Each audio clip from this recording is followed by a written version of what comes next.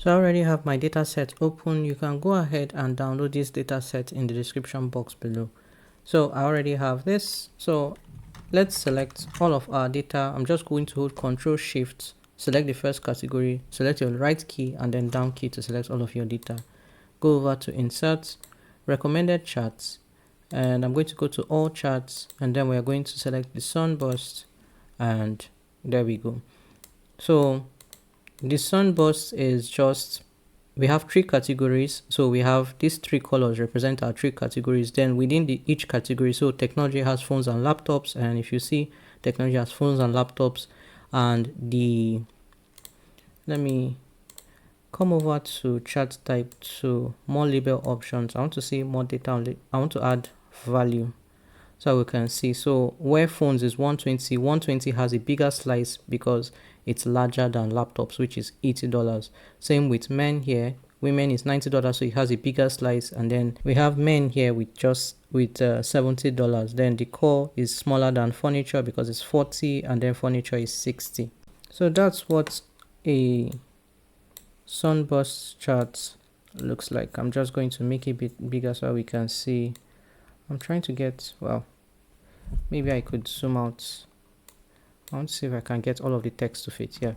So that's how a Sunburst chart works. The values will determine the size of the slices. Let's go over to this one. I'm going to create a second Sunburst chart. I'm going to select my data, go over to Insert, Recommended Charts, All Charts, Sunburst, and we can select that. And now we have another Sunburst chart with more categories, and I'm just going to, I want to show all of the text. All right, so this is what we have. This time we have 6 categories, and under each category we also have 2 subcategories. So this is 2 levels with 6 slices. Let's move on to this one. Once again, select all of your data, and I'm going to insert recommended charts. Let's just use it from this option. I'm just going to create a Sunburst charts from here. I'm going to click on OK, and there we have, this time we have 3 levels. So the other ones had 2, this one has 3. So we have 3 slices. I'm just going to increase it. And yeah, this is our Sunburst chart with 3 levels. Let's now create other charts with more levels. So I'm just going to select this, and I'm going to select my data. I'm going to insert, go over to recommended charts, all charts, Sunburst, and now we're going to have more levels to this. So I'm just once again going to increase the size so we can see more of our text or our categories. So once again, we have 3 categories, and then here in Europe we also have 2 subcategories, and there you just have that breakdown over and over again. Let's do the next one, 5 levels. So now I'm just going through all of them to just show you more levels. Let's do the Sunburst. This one has more levels. The best thing to do whenever you're doing data analysis or data visualization, it all comes down to readability.